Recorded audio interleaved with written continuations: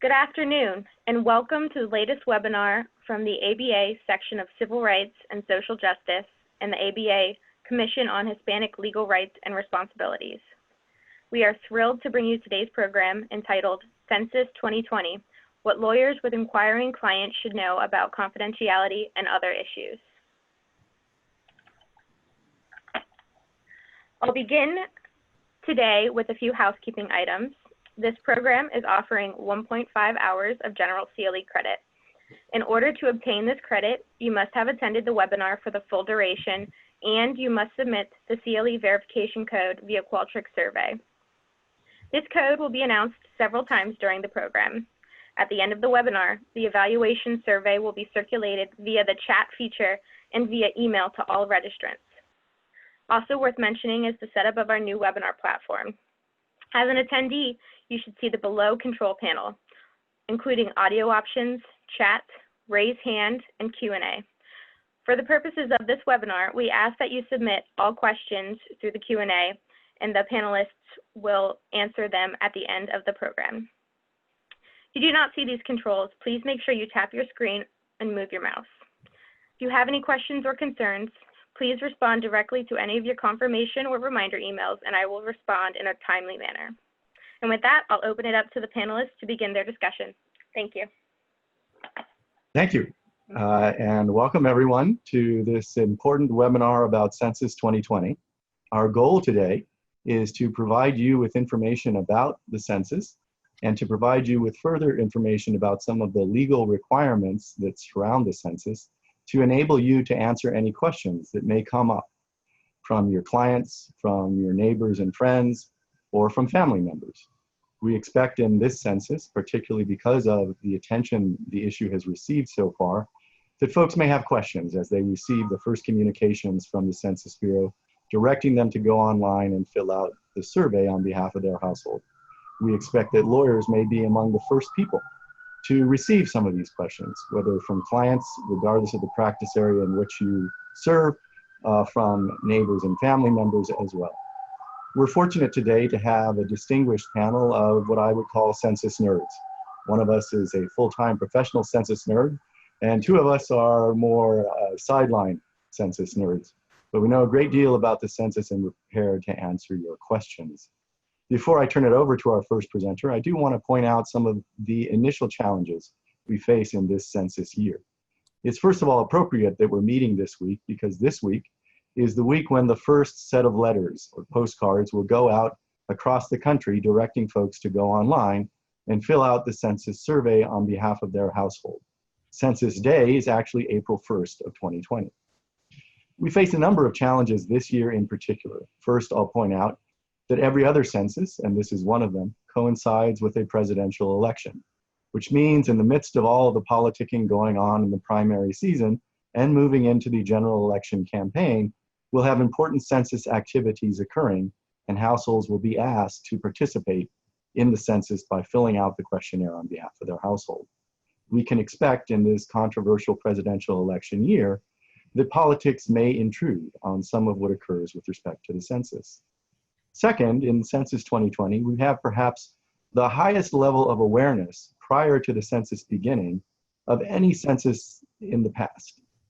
And that is primarily because of attention directed to the census issues over the course of at least the last year, largely because of an attempt by Commerce Secretary Wilbur Ross to add an untested citizenship question to Census 2020.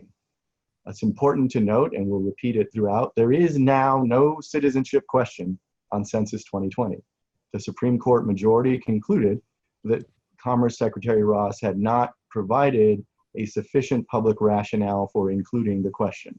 Therefore, the first answer you should give if anyone comes to you concerned about a citizenship question on Census 2020 is that there is no citizenship question on the questionnaire.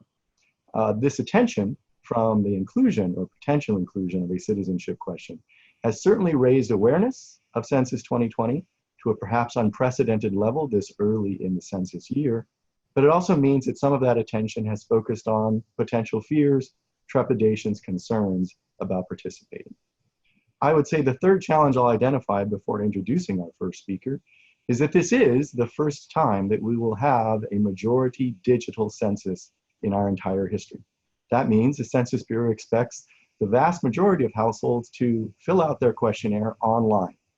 That means going online using a desktop or a portable computer or even a smartphone to participate in filling out the census form for your household. You can understand in this day and age that that raises additional concerns for some folks who may come to you with some of those concerns about participating in the census. As you'll learn, there are alternative ways of participating and filling out the required household questionnaire for Census 2020.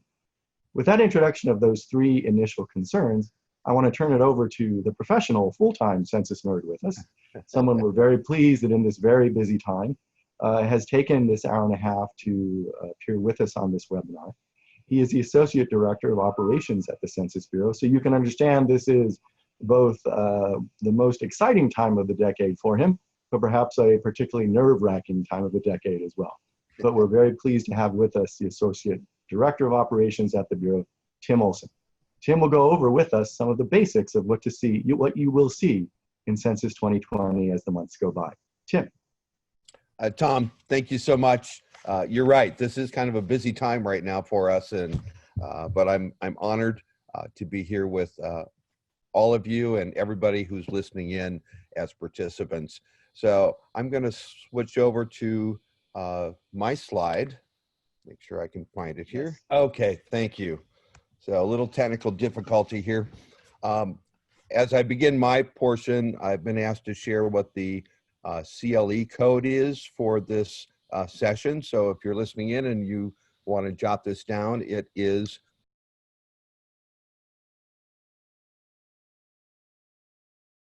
and again, the CLE code for this session is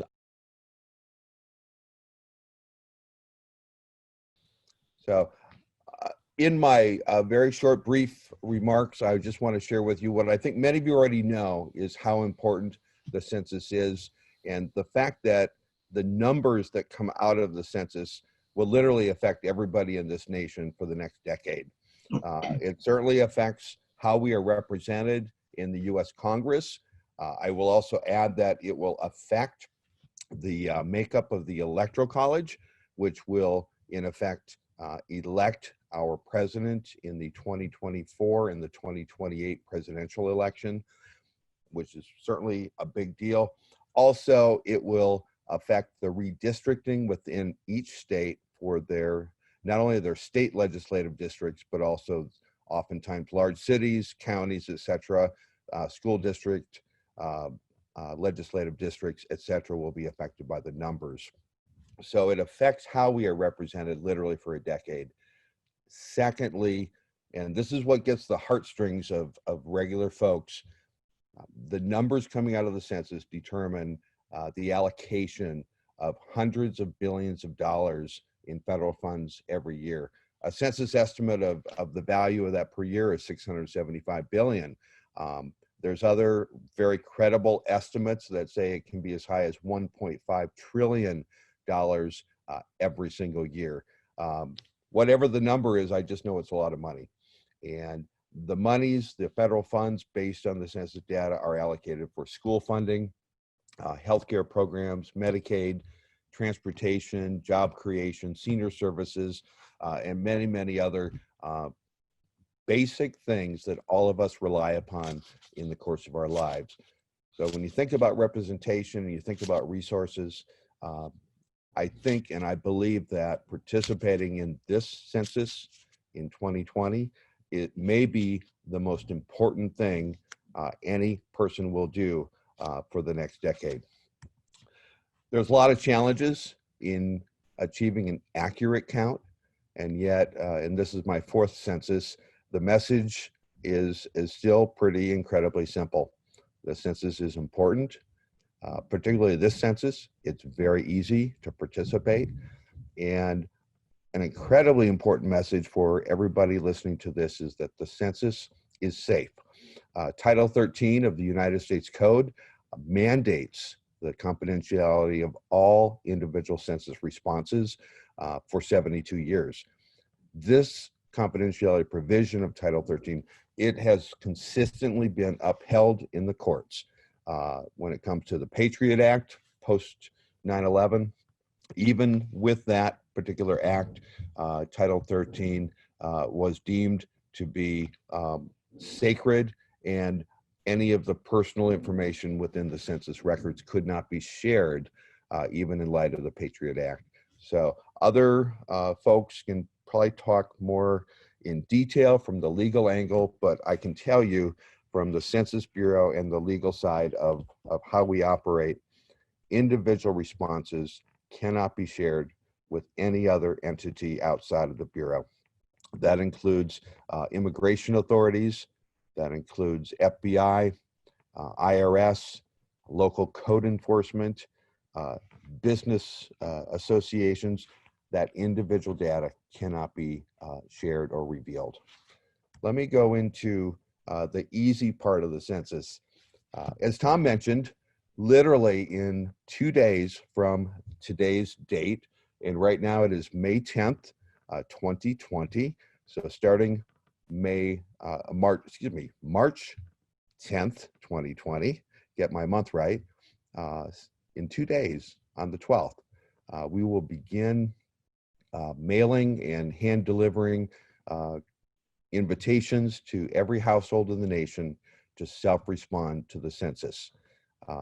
And when they receive their invitations, literally starting in 2 days, less than 2 days, people can respond. We urge them to go online to our secured site.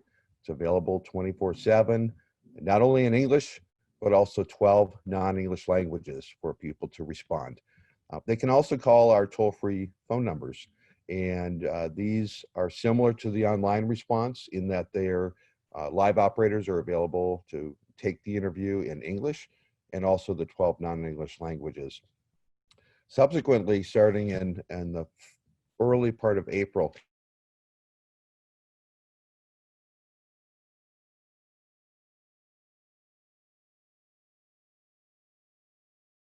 those addresses and urge them to, they can still go online, they can still go by phone, but if they prefer the paper form, they can respond that way.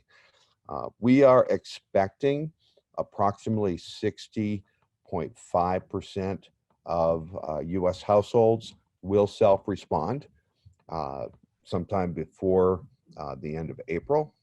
Starting in early May, a census taker will be going to designated addresses in their neighborhood to follow up with non-responding addresses. So one of the messages that we are really sharing right now, particularly in light of what's going on in the nation concerning the virus, we're urging people, if they don't want to be contacted in person by a census taker, simply self-respond now. It's very simple. So what questions do we ask? On the form, and I've just boiled this down in a simple way. We want to know how many persons are living in one's house, apartment, or mobile home. It's a number. Then we want to know the names. And for each individual, we want to know their relationship to person one, the householder, whether they are a husband, a wife, unmarried partner, same-sex spouse, a child, a grandparent, a friend, a roommate, or other. There's several options on there. Then we want to know their sex, male or female, the age of each person. For each person, are they of Hispanic origin? What is their race? And for each address, is it owned or rented? What we don't ask on the questionnaire for 2020, as Thomas said, we do not ask citizenship. We do not ask one's social security number. We do not ask for banking or credit card information. And we do not ask for political donations. That's a highlight of what we do and what we don't ask on the form. It's pretty simple. It takes the average person, a couple person household, 8 to 10 minutes. Very, very simple. So let me go on to the next slide here. And this is where I want to talk about all of the outreach that is going on right now to motivate the population to participate in the census. There's two major components. One is our paid advertising campaign. We began this in January of 2020 with paid advertising, television, radio, print, social media, and out of home, things like billboards, signage, etc. The advertising is in English, in 12 non-English languages. The tagline of the campaign is "Shape Your Future, Start Here." Right now, because the self-response phase is literally about to begin in a matter of less than 2 days, people throughout the United States will begin to see an incredible saturation of the advertising. It will go up incrementally, and the goal is that every person becomes, number one, aware of the census. Number two, they realize how important it is to their future and their community's future for the decade coming up. And thirdly, to know how safe the census is. It's confidential. Now, in addition to advertising, we have an incredible outreach going on with complete count committees. These are independent entities that have been established on their own, almost 11,000 cities, tribes, state government, community organizations. They are actively getting the word out to their communities about participating in the census. In addition, as of this morning, there's almost 330,000 organizations that are actively partnering with the Census Bureau and implementing their own plans to motivate people to participate in the census. Schools, faith-based leaders, using social media, trusted voices, both national and local, a lot of special events going on, highly visible census messaging within communities in high visibility locations. A lot's going on. Let me move on. What should you expect during the next several months? We've talked about advertising. We haven't mentioned, but the very first person in the nation was counted on January 21st of this year in Tooksuk Bay, Alaska. We do rural Alaska earlier than the rest of the nation just because of accessibility issues. We need to be in each village prior to spring breakup. We haven't talked about the peak recruiting that we have been doing since starting last fall, but as of a few days ago, we have actually received 2.7 million applicants that have applied for temporary census jobs. They're in our system, and we've already begun the selection process for approximately 500,000 temporary part-time census employees. That started this past Saturday. We've mentioned the invitation letters that are going out starting a day and a half from now on March 12th. There will be multiple pieces of invitation that go to every household. Census Day is April 1st. The self-response phase, of course, is literally going to start in a matter of a day and a half.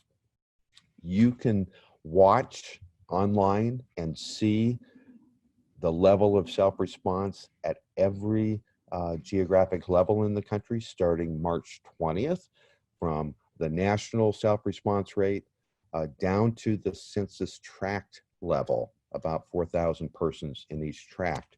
You can watch that. You can see what's happening.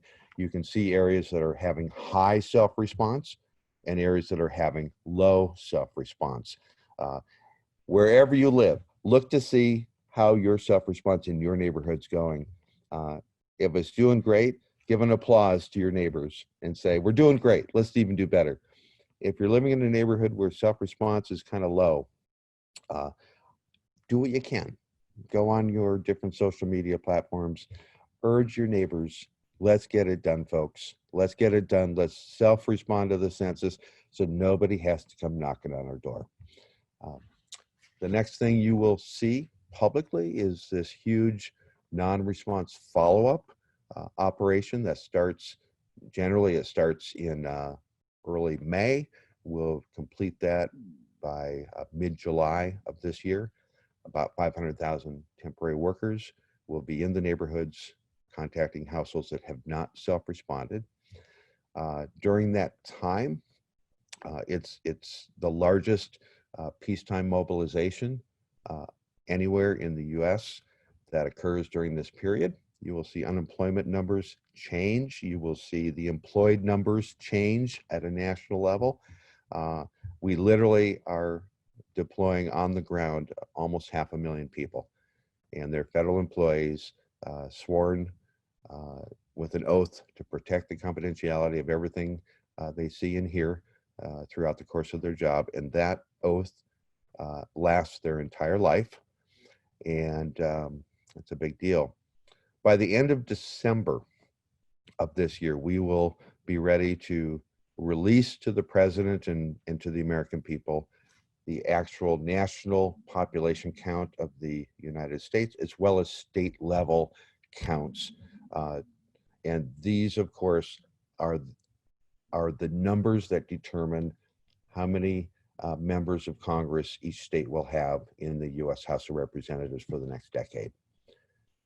But by the end of March of 2021, we will release block level data to the states, and then they begin that process of redistricting and redrawing their congressional districts. So a lot's happening. You're going to see a lot going on, and pretty big time. I've listed here some useful resources online that you can look at your convenience. I want to highlight two of them. The second item, promotional materials in multiple languages. Feel free to look there. There's a lot of great stuff. And if you want to help spread the word in your community, please do. And then also the bottom hyperlink, near real-time self-response data, begins March 20th. You can click there. You will currently see the 2010 self-response rates at all levels of geography throughout the nation in a Google type map. And starting March 20th, you will see actual live self-response percentages in all of those areas. Thank you very, very much. Thank you, Tim. Let me ask you a couple of questions, if you don't mind, before we move on. So, Tim, there used to be a long form, but what you went over was just a very short number of questions about each household. Can you talk a bit about the long form and why folks won't see it? Tom, thank you for the question. So in prior censuses, prior to, I believe up through Census 2000, we had a long form and a short form. And the short form went to about 5 out of 6 households, and 1 out of 6 households got this long form, which was much bigger and longer than the short form. We've since changed our methodology, and now the long form is what is called the American Community Survey. And it's a sampling of the US population, about 3.5 million households throughout the year, every year. And each month, 1/12 of that sample receives the American Community Survey. We ask them to self-respond. That survey produces the really rich, detailed demographic and economic information for households down to the tract level. It's still part of the census, though we do it every single month of every single year with a relatively small sample. The short form is what we now what I have been describing, the 2020 census. Great. So participating in 2020 means that short form only. Correct. So Tim, my second question is, it's really, we use language like you'll be invited to fill out the census form, but there's actually a legal obligation to participate. Is that right? That is correct. The decennial census is a mandatory census by law. So every household is required to participate. And we know from experience that it's important to let people know that. It's not an optional response. We also know from research and experience that though it is mandatory and it is required, we are more successful in gaining cooperation by emphasizing the benefits to one's community and the importance of the numbers. So Tim, my last set of questions just relate to the fact that it is households, not individuals, that respond to the census. So if a household wishes to respond online, will they be required to provide a number that they've been given by the Bureau? Will there be something that ensures that you know that it's a particular household that is responding? So two things, Tom. One, the invitation letters we mail or deliver to each household. Within each individual letter, there's a unique census ID, a series of numbers. When someone goes online, for example, they'll be prompted to enter that code, if you will, and that will tie their response directly to the address that they reside at. Now, unlike any prior census, this time people can also respond without that ID, and then they need to enter in the online response form their address. And in the back end, we will match up their response to the address that's in our GIS system. If there's any conflict with not being able to match it to an existing address in our system, that will prompt some follow-up either over the phone or with an in-person visit.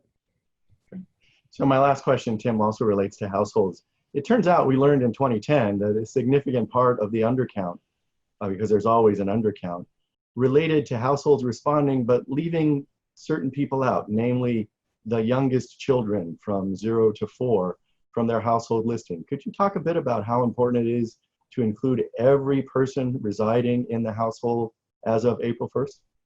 Yeah, Tom, I appreciate that prompting.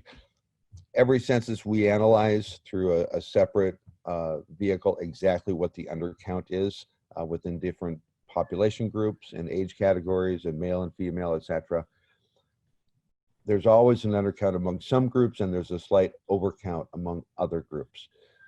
In 2010 and in most prior censuses, the most undercounted age grouping was, as you mentioned, those aged 0 through 4. There's a lot of different reasons we think is primarily related to complex households where a young child may be in a shared custody situation between one parent and another parent, or a parent and a grandparent, or they may be in foster care. Lots of different things that cause this.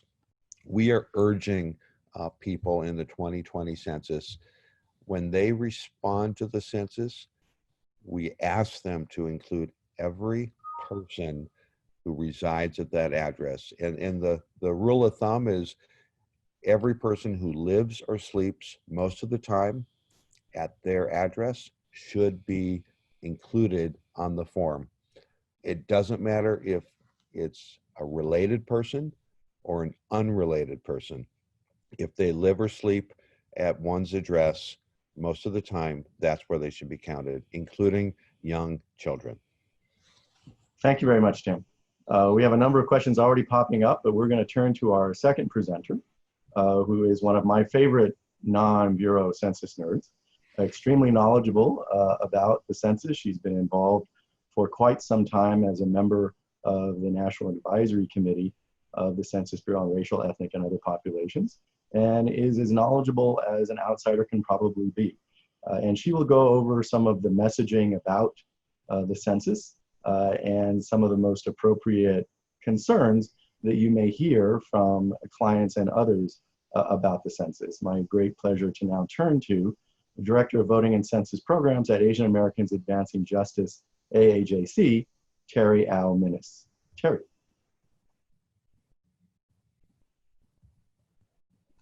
Thank you, Tom. I just had to unmute myself.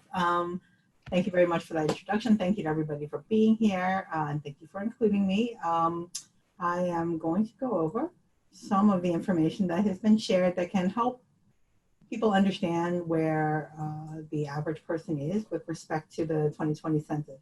So census messaging research had been conducted both by the Census Bureau as well as some outside groups such as Asian Americans Advancing Justice, AAJC, for particular communities.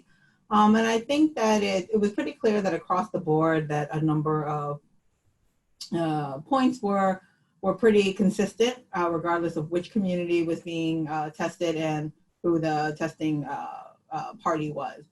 So from the Census Bureau's research, it became clear that fewer than 7 in 10 householders said that they had intended to fill out the census form. But as Tim mentioned, that isn't shared fairly or equally across different communities, that particularly communities that are considered hard to count. So some of the communities that were had even higher numbers of people saying that they were not intending to fill out the census form included those who were younger, those who were less educated, and in fact, Asian Americans, I believe, was the group least likely to participate in the 2020 census. And then also American Indian Alaska Natives and Native Hawaiian Pacific Islanders. Another point that was loud and clear was that many people were simply unfamiliar with the census and misconceptions about its purpose and processes. Now, clearly, this is a lot of what the advertising and all the engagement that Tim was talking about is meant to try to address this point. But again, we saw those who were younger, less educated, and Asian Americans tended to be less familiar with the census. In fact, in the messaging research that we conducted, we found that more than 50% of Asian Americans actually thought citizens were the only ones who were supposed to fill out the census. And as a community that is highly immigrant, right, where we had over 90% of our communities either non-citizens or those born in a country not the U.S. or children of people who were immigrants, this was very problematic and concerning for us. So the messaging research also showed that there were a number of points that were actual barriers to participation. One was concerns about data privacy and confidentiality. This was particularly true for communities of color. Fear of repercussions, right, sort of fallout from the first point, that is, if data were shared, then there would be repercussions for that data coming out. And this was particularly true for Asian American, so households that were limited English proficient and those that were foreign born. Generally, there's high distrust in all levels of government, and probably among the highest that we've seen in a very long time, if not ever. Also, a concern that there was just a lack of efficacy of participating in the census, right? So I think we saw that if in the Census Bureau's research that young people were the least likely to believe that participating actually mattered, right? That when we talk about benefits of participating, all the reasons that Tim talked about, participating about the benefits that can accrue, whether it's political power, resources to the community and the like, young people were just less likely to believe that it mattered. We also heard about in messaging research that was conducted by Color of Change in the African American community in their focus groups, that was a theme that came up often, sort of, hey, I participated before and I didn't actually see any benefits come to my community. My community is still suffering, you know, we're still lacking in this or that. So that is something that is a little bit a tougher nut to crack, right, than just a lack of awareness or education. And then the last point also similarly, even when there was a belief that completing the census could benefit the community, people didn't really believe that it would benefit them individually. So the messaging research also probed onto motivators to participation, right? So similar to other censuses, it really is around the benefits, the resources that could accrue from participating, right? Funding for public services was the most popular motivator. So this is, these are things like hospitals, fire departments, police departments, as well as roads and highways.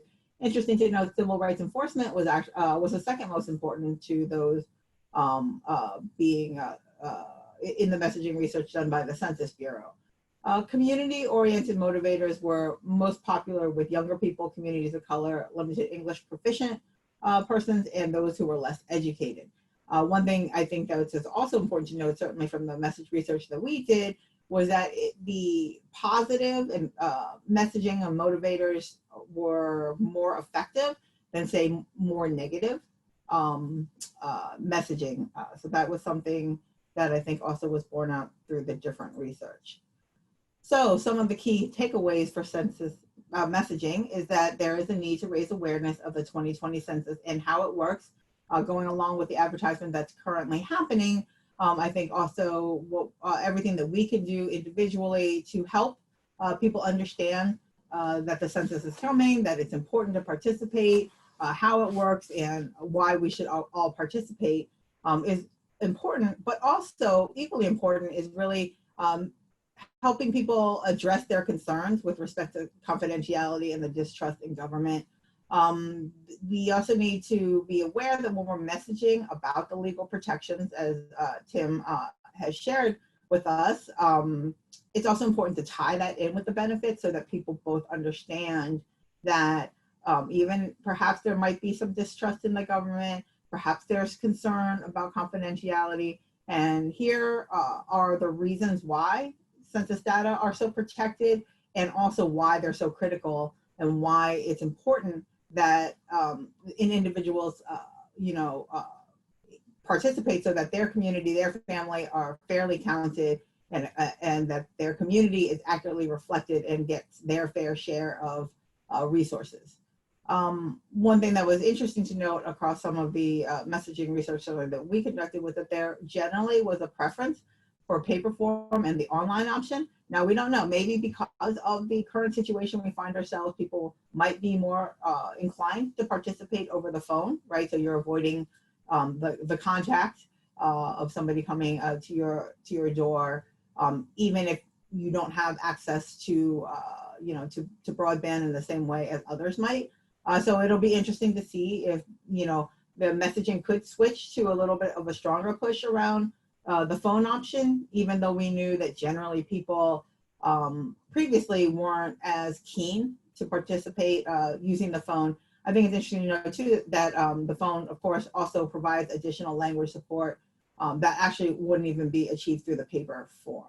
Again, the top messaging evokes the use of family and resources and focuses on the benefits and not the negatives, as I said. Also interesting to note that some messaging actually works for some segments, and whether that means certain communities or a subsegment of certain communities.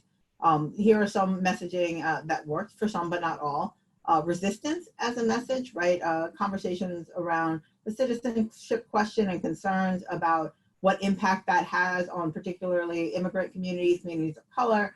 One messaging frame that could be used is to say the citizenship question was an attempt to erase our community's visibility in this country, and that participating is a way to resist that effort to erase our presence, right? But again, it's a message that works for some communities and not others. For example, when we did our messaging research in the Asian American community, that message played well in California and it played well in New York. But for the Asian American focus groups that we held in other parts of the country, it did not resonate with people. People found it to be too aggressive. And so that's something that I think, locally, you will have the best pulse as to what does or doesn't work. Similarly, visibility was a very strong message for Native Hawaiian Pacific Islanders and some of the smaller Asian subgroups, because for them that is sort of, they often feel invisible in the conversations. And so here's an opportunity to say we can make our community count and we can be stand up and be heard. And finally, just to note that one of the things around the advertising that the Census Bureau is doing that Tim mentioned that I think was a great step forward was really having very diverse commercials. Right? Whether that's diversity across race and ethnic lines, across generational lines, across different jobs. It was clear that these advertisements were meant to evoke community and inclusivity of everybody participating in the census. And frankly, that was a preference that we saw from our community and the Asian American community when we did our message testing, was really this idea of wanting to be, yes, wanting to see themselves and to be able to identify themselves, but to do so in the context of the greater community. Here, I'm going to stop for a second just to reiterate again the CLE code. It is and that is what you need to get your CLE credit. Moving on, I do want to share some additional census resources from national groups to complement the information that Tim had shared. For the Asian American community, our website is countusin2020.org, and we have a slew of materials, including in-language materials on our website. For the African American community, there are 3 different websites that are focused on increasing or improving the count in the African American community, one from Color Change, one from the National Urban League, and one from the NAACP. For the Arab American community, the website is yallacountmein.org, being hosted by the Arab American Institute. For the Latino community, it's, I'm not even gonna butcher the words because I know I always do, but that's, thank you.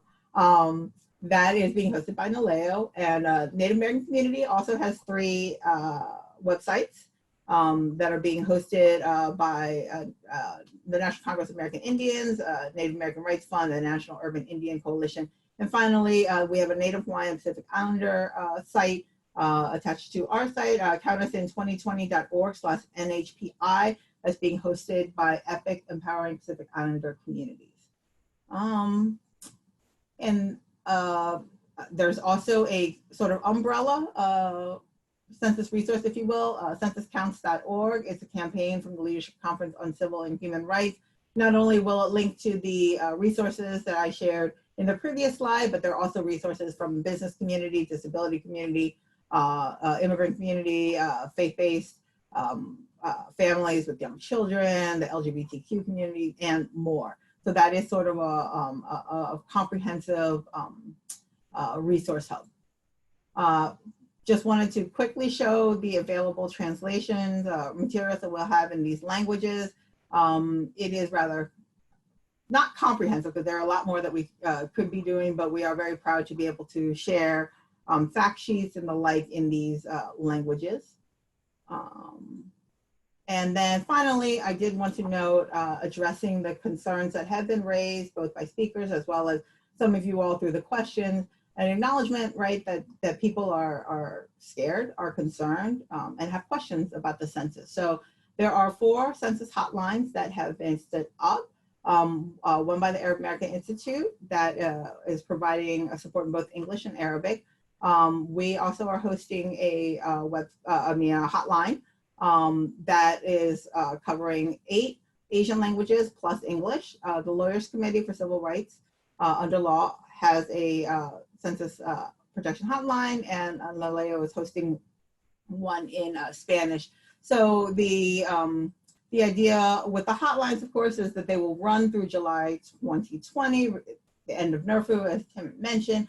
We have a mixture of live operators responding in real time, as well as voicemail messages being returned within a day or 2. And we and the groups from the previous slide are coordinating regarding FAQs, training, rapid response, and the like. And really, these hotlines are meant to address any questions that people have, whether it's very basic one-on-one questions that, what is this? Why should I participate? What is this question actually asking me? All the way to, you know, maybe raising questions about, I saw this happening. I think I saw some type of malfeasance happening for us to be able to follow up and address. And in some ways, recognizing that this is information that the Census Bureau is sharing. But one thing that came through loud and clear through our messaging research was this idea that it's not just the message, but it's the messenger that matters, right? And so for those for whom there's a large amount of distrust for the federal government, unfortunately, the Census Bureau isn't going to be the right messenger for some of this information. And that is why we have these resources available to help supplement and sort of echo create that echo chamber for the information that the Census Bureau is addressing. So I'm going to now turn this over. Oh, that's just a pretty graphic that my comms team made that I like to share for our hotline. And then I am now turning this over to Tom in 1 second, because I did find a couple of additional cool graphs that I just wanted to share with you all, kind of indicating how the trust in government has really decreased over time. And then just a graph to show how concerned people are about the confidentiality of their answers, right? And no surprise, the largest gaps in concern about confidentiality were across the about the confidentiality of answers were across the across race and ethnic lines, those of education, lower education, age, and level of English proficiency. And now I'm turning it over to you, Tom, to talk about what we're trying to do to address those concerns. Thank you, Terry. As you all are probably aware, there is a heightened level of distrust in government that we are experiencing today. So we have found that unfortunately, even after folks are informed about the very strong protections on census data confidentiality in Title 13, and we'll talk a little bit more about those in a moment, sometimes folks don't trust that that law will be followed. I will tell you, I am very confident that that law, as ironclad as it is, will in fact be followed. But understanding that folks in the community may not have as much confidence as I do, we have put together an effort to create an outside watchdog, a super watchdog, if you will, a watchdog coalition of organizations and trusted individuals who have agreed together that they will monitor from the outside, and if they get any indication of a violation of census data confidentiality, they will use all of their collective powers from the outside of government to step in to prevent any violation of census data confidentiality. Again, I'm confident there won't be any breach of census confidentiality in the government, but this is to reassure the public that if they have any suspicions of such a breach, there are folks from the outside, including former elected officials and the like, who are ready to use their powers, including litigation, to step in. So MALDEF and the Leadership Conference are leading this effort, and we'll go public with our coalition members, a super watchdog, if you will, sometime this month, just to reassure the public that even if you don't trust that the law will be followed, folks outside of government have their eyes very clearly on ensuring that data confidentiality is maintained. That said, I do want to, because this is a CLE presentation, talk about a couple of legal cases that are currently pending that are not in the headlines yet, but the danger is that they could confuse folks if developments in either of these cases reach the headlines or some level of public attention and concern. So first, you as lawyers should be aware that there is currently pending litigation in Alabama in federal district court brought by the state of Alabama and one of its Congress members seeking to force the Census Bureau, before it provides those reapportionment numbers that Tim mentioned will be provided by the end of 2020. And those are the numbers comparing the states and their relative growth that determine how the 435 seats in the House of Representatives will be redistributed for the course of the next decade.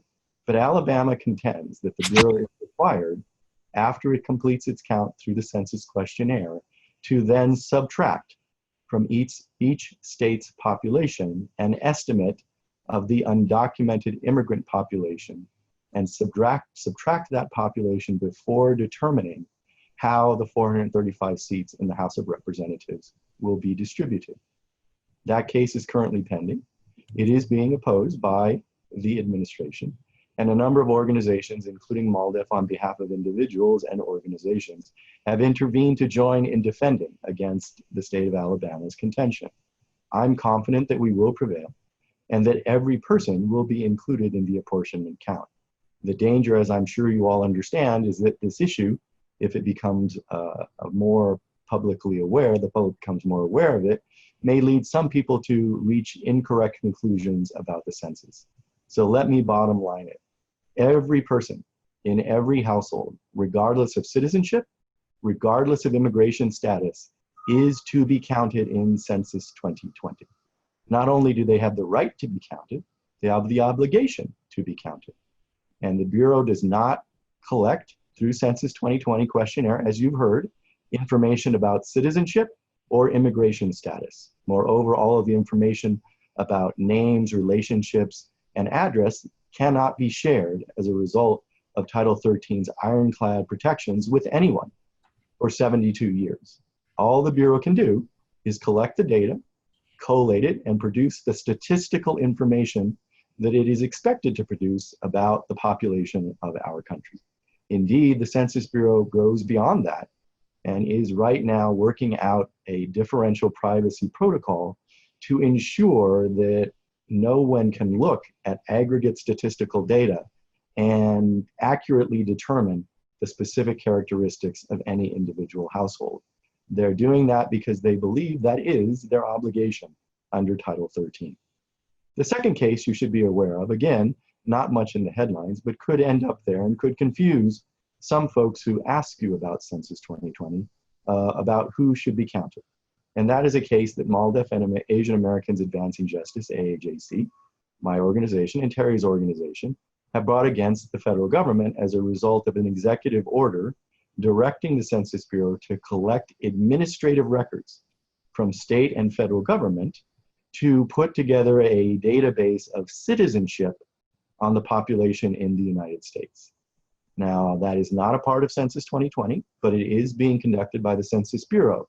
So at some point, there may be headline news about the Bureau obtaining state-level records related to citizenship. We know already that Nebraska's DMV has agreed to share certain data, and that certainly made it to the news. But that case is challenging the legality of the executive order and the directive to collect those records about citizenship. But to the extent that case ends up in the headlines at any point in the next several months, you should again be confident and express to your clients or anyone else who asks that that has nothing whatsoever to do with Census 2020. As we've now said a number of times, there is no citizenship question on Census 2020. As Tim went over, it's not there in the short form that all of us will receive and be expected to complete on behalf of our households. There is no question about immigration status in Census 2020. And once more, every individual person as a part of a household has not just the right, but the obligation to be counted in Census 2020, regardless of their citizenship or immigration status. I think that's an important message that you can help to convey to your clients, family members, neighbors, who others may inquire. Let me just, before we open to further questions, reiterate the importance of the confidentiality and safety message. Tim began by pointing out to us the three important messages that we all want to convey to anyone. That first of all, participating in Census 2020 is simple. It's a short form.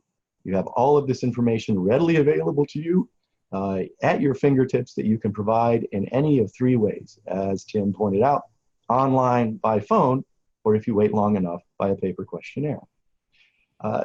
Second, that it is important to participate in Census 2020 because of the ramifications it has for political representation, not just the redistribution of those 435 seats in the House of Representatives, but also how our districts at state and local level are redrawn through the 2021 redistricting process. It's also important, as Terry and Tim have pointed out, because a huge amount of federal funding, billions, indeed trillions of dollars over the course of the decade, are distributed based on census data. So if people aren't counted or there's significant undercount in any community, that means we will inaccurately direct our resources and they won't be received by the communities that warrant them. And the third and most important message I would say this year is, once more, that participating in Census 2020 is safe and secure because of the very ironclad Title 13 protections on confidentiality. With that, Allie, I'm going to turn to questions. I don't know if you want to remind folks about how to participate in the Q&A. Sure. So with your control panel, you should select the Q&A function and then submit any questions. We've received quite a few so far. All right. Yes, we have. So let me begin. First question, can census information be obtained via FOIA or by researchers? And I will turn to Tim, but I will first say the answer is a clear-cut no. Not for 72 years. No FOIA request is going to obtain any individual household data, and no researcher can access individual household data for 72 years. That does mean, for example, that 1940 census data per household is now available. So if you want to go and look at your ancestors and how they might have responded to the census in 1940 or before, you can do that. But until 72 years have passed, information collected in the 2020 census, meaning 2092, will not be available to researchers or by FOIA. Tim, would you like to add anything? Tom, thank you. You've answered it far better than I could. Absolutely not FOIAble. And for the very reasons you mentioned, Title 13 mandates that the data remain confidential. Our systems don't permit it. Our processes don't permit it. And we do not provide anything outside of the Bureau. Thank you. Then, Tim, we have a couple of questions about group quarters. I wonder if you could talk about how the Bureau counts those who are staying in group quarters. And there's a more specific question about how should college and boarding school students be counted?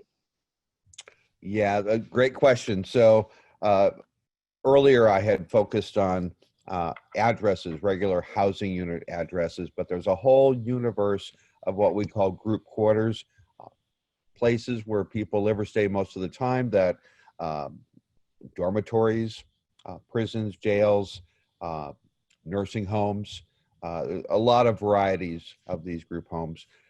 We conduct the census of these locations primarily during the month of late March and into April.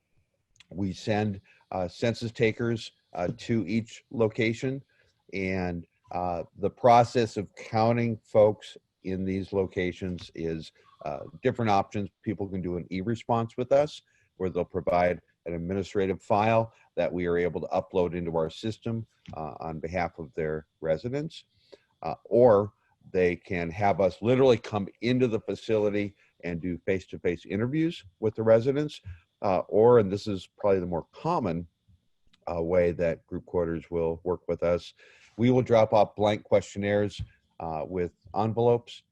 They distribute them to their residents. After a few days, they pick up completed questionnaires from each resident in sealed envelopes. We return and pick those up, and then they go through a processing process. I will mention, you know, with the coronavirus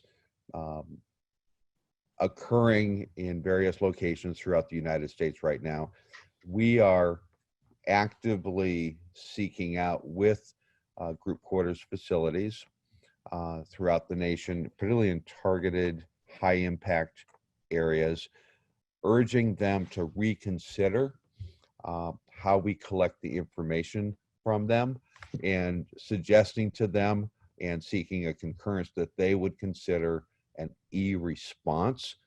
So that would, if they chose that, it would further limit the need for a census staff person to physically go to a facility and collect the information. It's a work in progress. Great. So I think, thank you, Tim. I think that answers another question, which is how will census workers be protected from the virus? It sounds like you're already taking steps to ensure that those who would be responsible for in-person group quarters counts might be protected.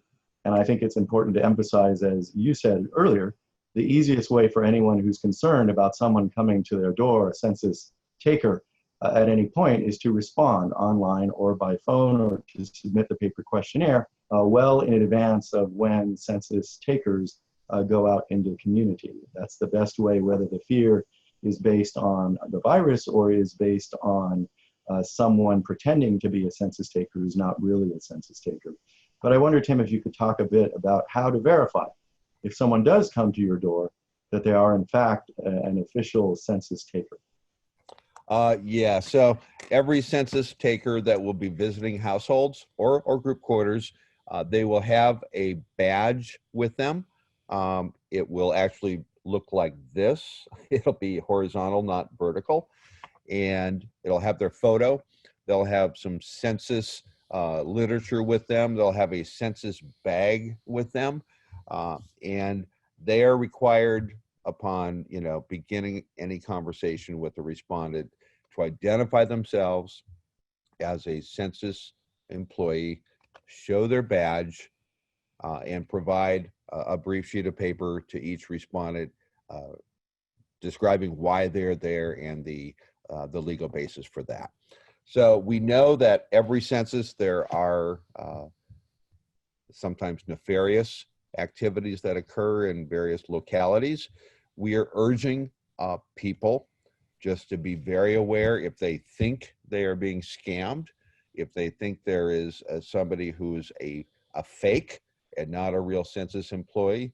Number one, call 911, report it. Second, contact us. Just go to our 2020 census.gov site. There'll be an easy access to notify us of your concern. We will then take appropriate action. And Terry, would you like to talk a bit about the hotlines and their availability for concerns like these about census takers coming out, or how to ensure that someone doesn't come to your door? Need to unmute, Terry.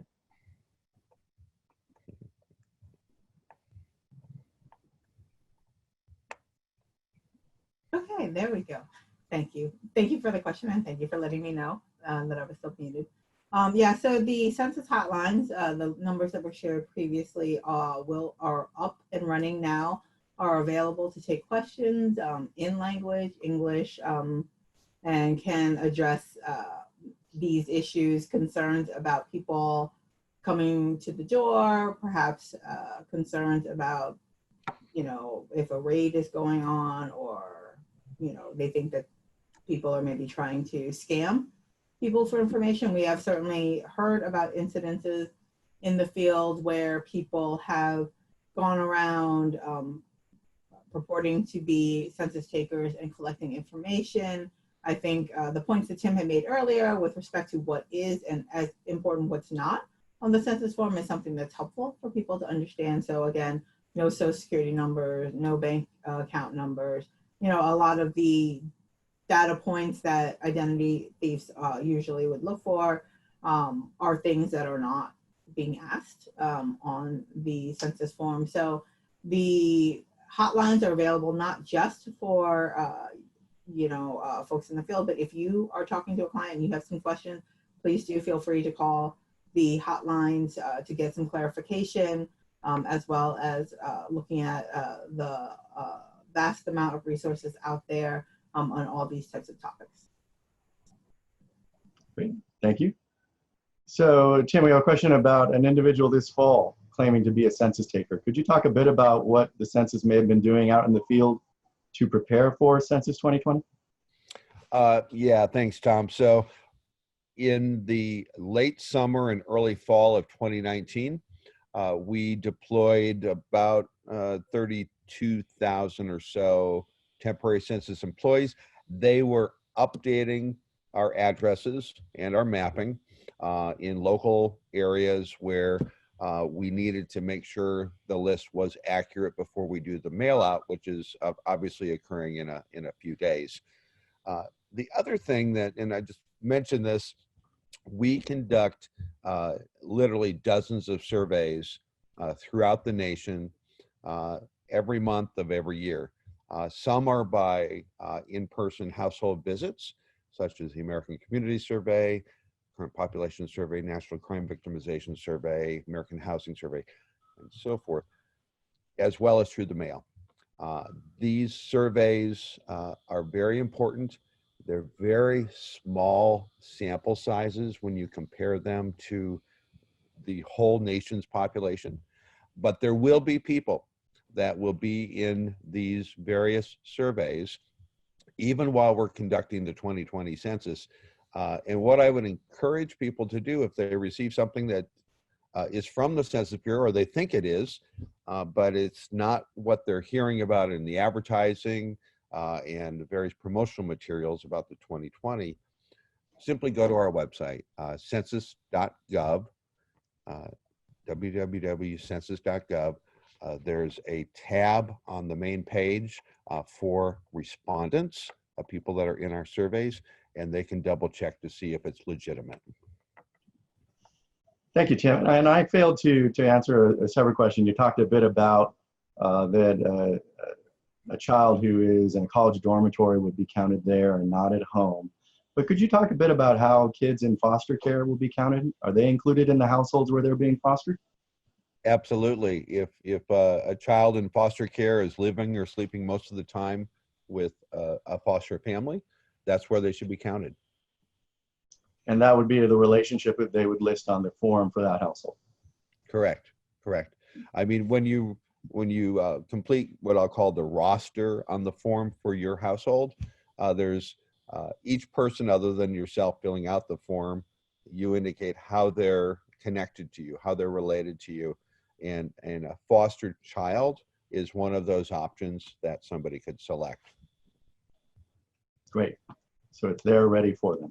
So Tim, another question, a couple of questions actually about what if someone has two different domiciles? They have a home in Florida and one in New York, or they have a home in Arizona and one in Chicago. What do they do in responding to a message to report both addresses? So a couple of things that will help guide people in knowing where they should be counted. The first question to ask is, where do they live or sleep most of the time? And wherever that is, that's where they should be counted.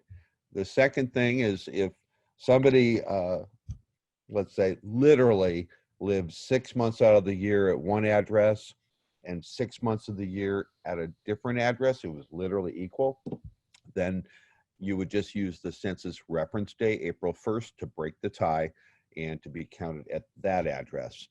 The other thing, and I think this is just more common sense information, where one is counted is not based on where they are registered to vote, on where their driver's license says they live. Those are not applicable into where somebody should be counted. It is literally where one lives or sleeps most of the time. And to reiterate, moreover, the Census Bureau could not share anything provided in the census with either the Department of Motor Vehicles or your voter registrar. So no one's going to connect the dots and say you don't actually live where you're registered to vote, or connect the dots and say you don't actually live where DMV and maybe your insurance company think you live. The census is going to take the data and keep it ironclad, shut down for 72 years. Thank you. That's right. So Terry, Tim, there's a question about the questionnaire. The question is that some of the questions might be viewed as intrusive, particularly those related to income or race. What is the bare minimum information that must be provided to the census? So we talked previously about there being a legal obligation to complete the census form, but maybe Tim, you could talk about what in practice occurs if someone doesn't answer certain questions. So you are absolutely right, Tom. It's required by law to answer the census, and that in legal terms, that means the entire form, all of the questions that are asked. In practice, we urge everyone to answer all of the questions. For example, the race and the Hispanic origin questions are critical for the Voting Rights Act, and to be able to work that Voting Rights Act appropriately throughout the nation. So race and Hispanic origin are critical. Same with age. When the data is put out, the 18 and over, the voting age population, is critical for the Voting Rights Act and many other programs as well. So when you look at it from that perspective, every question is really important. When people go through the online response form, if they try to skip a question, a pop-up box will appear and saying, hey, you missed this question, please go fill it out. if they continue going past that particular question without answering it, it will permit you. It will permit you to continue through the form without answering a particular question. We don't encourage that. We build the instrument so generally most people are going to answer all the questions. It's just how human minds work with an online instrument. But ultimately, we will get as much information as we can reasonably from every household. So, and Tim, this gives me a chance to ask you another question, which is the phone number for the phone response option. But talk a bit about if somebody chooses to respond by phone and they don't want to answer a question, is the operator still going to let them move forward on the phone? Just as you said online, there's no stop logic that's going to prevent you from skipping a question if you are committed to skipping that question. So the phone operators, they are Census folks that take the same oath that I do, and all other Census folks. They use the same instrument essentially as the public uses when they go in and self-respond. So I'm certain that these phone operators will encourage a full response to every question, but just like the online response, you know, they will get what they can from each caller. Keep in mind too, though, that most people who are going to call an 800 number, there's some reason they're calling and they're probably highly motivated to some extent. And so our experience on the incoming phone responses, the data is actually pretty complete. And if I could, just to respond to the first question, Tom, with respect to the questions and feeling some of them may be slightly intrusive, I did want to flag, as Tim mentioned, that of course the Bureau is also taking a number of surveys, including the American Community Survey that was more or less very comparable to what was asked on the long form in previous censuses. And I did just want to point out that that we do know that the practice has been that if people skip questions, they skip questions, right? But that it's also important to note that each question that's on the American Community Survey is on there for a reason, right? It's not just pure interest on it, but it's tied to some type of federal program or some type of funding formula, or it's actually required in statute. So each question that's asked on the American Community Survey, and it is, you know, the questions are being reviewed on a constant basis to make sure that they're still needed, and that information perhaps can't be collected some other way. So I did just want to put the plug that there is a reason these questions exist, and that we do, of course, encourage people to provide responses to the extent to which they're comfortable. So I'll give you an example. On the American Community Survey, there is actually a question around citizenship, which is useful for Voting Rights Act purposes. And so we do need people to respond in those instances to the question. So just wanted to give a little more nuance to that. Thank you, Terry. I also wanted to point out that Terry indicated that one effective message has to do with civil rights enforcement. And I think Tim correctly pointed out that getting the answers on race and Hispanic origin answered as completely as possible by all respondents is really important to those civil rights enforcement efforts.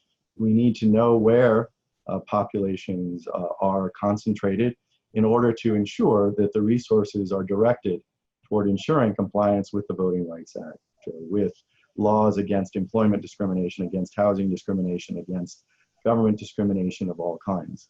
And I did want to pause and point out to folks, in case the question comes to you, that once more in Census 2020, even though many of us expected that it might be different this year, I think when 2030 comes around, we'll end up with a single question. But over the course of the last decade, the Census Bureau studied very carefully whether it should unify the race question and the Hispanic origin question. And it was moving toward a single question that would ask, essentially, what is the race or ethnicity of each member of the household?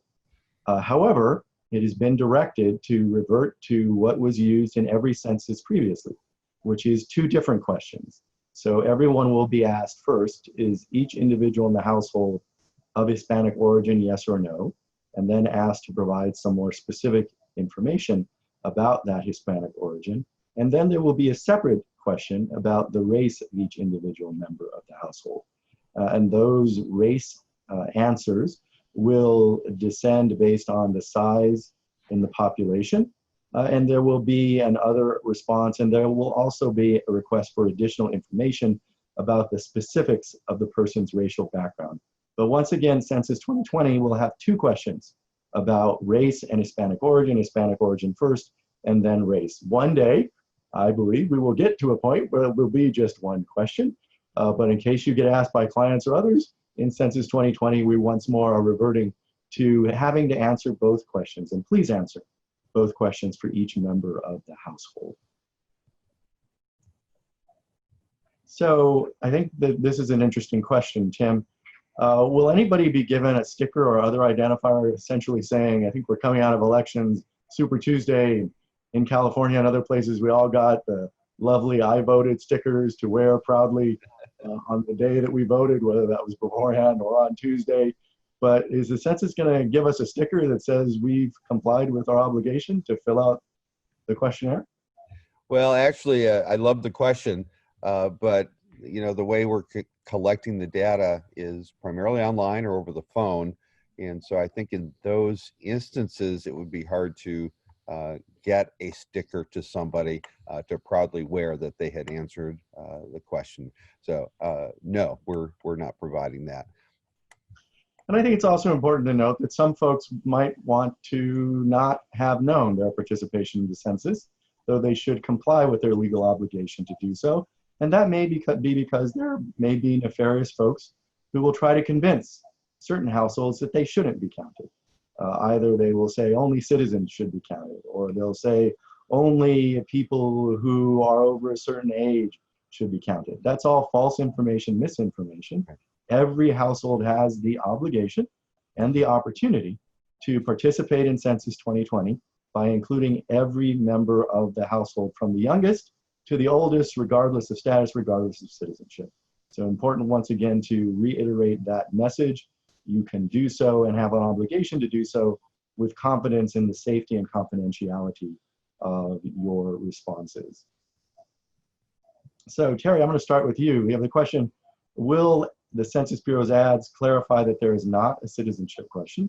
Then I'll turn to Tim, but maybe you'll talk a bit about some of the other messaging, not from the Census Bureau itself, but from others about the presence, or more importantly, the absence of a citizenship question. Thanks, Tom. So I think one thing that is important to think about is that while we know a lot have heard about the citizenship question and have, you know, questions raised or concerns raised, there are also a lot who haven't. And so it is a fine line to try to walk when trying to assure people that there's no citizenship question and not bring the issue up in someone's mind who hasn't already been thinking about this. So I know the most recent conversations that I've had, which are probably, or definitely not going to be as recent as what Tim has had, was that the Census Bureau wasn't intending to have very explicit, there's no citizenship question on the census type ads. One of the ways that we've talked about from groups on the outside have talked about the issue is to maybe message, as Tim did earlier, this is what the census will not ask about, right? And citizenship would be one of a number of different things, so that it's not highlighted as you know, lifted up as the only thing, but sort of slipped in for those who are attuned to it to pick up on the fact that there is no citizenship question in the work. So I know that it is one issue that we're working on, potentially doing maybe some potential rapid response or targeted type of engagement to really try to get at that. Tim, did you want to add anything? So I just to kind of add into what Terry said, you know, we have very clearly put on our 2020 census.gov website, you know, the clarification, there is no citizenship question on the form. And we've also indicated on our website some of the other things that I noted in this presentation that will not be asked on the form. banking account information, social security number, political donations, etc. To add though to what Terry just shared, when we have done the research in the past, literally over the last year, the thing that resonated the most with people was why does participating, why does it benefit me? And in some communities, why does it benefit my community? So we found through that research highlighting the no citizenship specific question actually could have a negative effect. Just as Terry said, it would raise a specter of an issue that they may not even know about. So that's how our advertising is approaching it, emphasizing the benefits, the importance, and the safety of one's response, and then pivoting in that advertising to how easy it is to participate. Great. So we have a question, what is the penalty if one fails to complete the census? And I'll begin by saying, of course, there is a statutory obligation for every household to complete the census to participate in the 2020 count of all persons residing in the United States. But I would say the main penalty is simply that your community will be inadequately represented, both in the House of Representatives and in other politically selected bodies through the redistricting process. And your community could sacrifice some of the funding that should be directed to it if you fail to complete the census. In practical terms, I would say the loss of those very palpable benefits with real impacts in your neighborhoods is the main penalty if one fails to complete the census, or I would add, fails to complete the census accurately by including every member of the household from the youngest to the oldest. But Terry or Tim, would you like to add to the question, what is the penalty if one fails to complete the census? Yeah, I'll jump in. I think you have really eloquently said the real loss by not participating. And another way I say a similar thing is if you don't respond or include everybody in your household that lives or sleeps most of the time in your household, you're throwing away money. You're throwing away money, and some other community is going to get that portion because you haven't been willing to be counted. The other thing I'll just mention, I'm sure you folks are attorneys, so you're probably very aware of this. The Census Bureau is not a law enforcement agency. So if somebody were to, very visibly and publicly say, I'm not going to respond, I'm going to break the law, our obligation is to report that to the Department of Justice. And then, of course, they would evaluate, is that an instance where they want to press charges and pursue a case against said individual.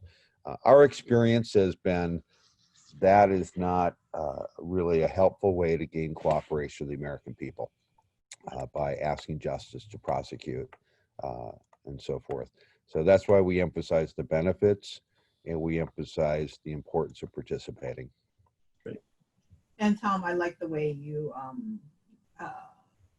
stated the penalty, the real life, impact of not participating. I did want to just flag that the most recent analysis done by Professor Andrew Reamer at George Washington University tagged about $1.5 trillion being allocated from the federal government to the states based on census data in some way, shape, or form.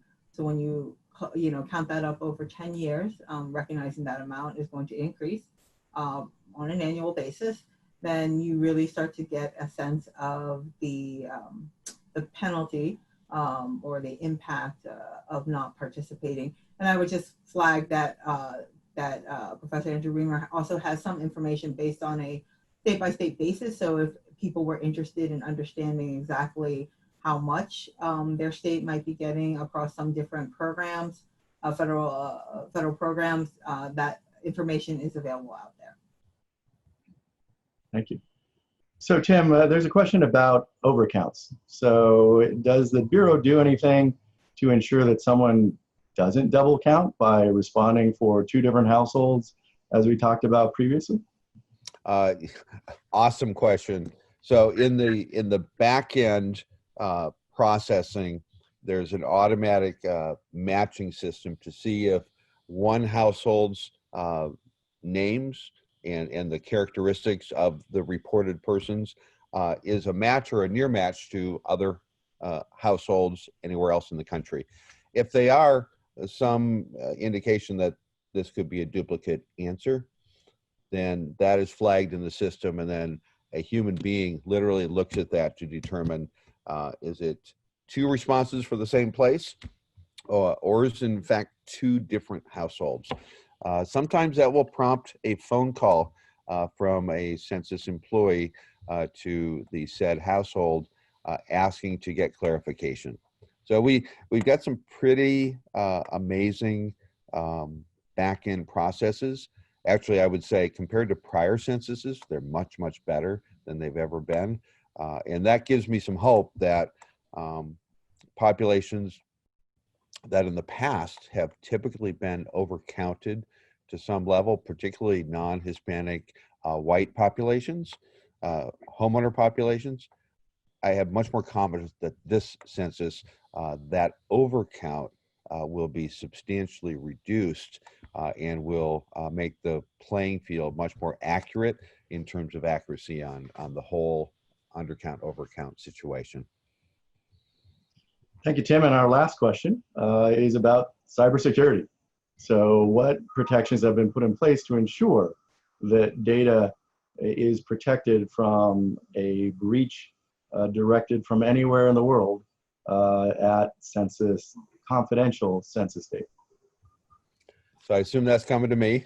Yes. And what I would just like to say is, and I'm not an IT person, but I'm certainly in the loop as one of the census executives about our systems.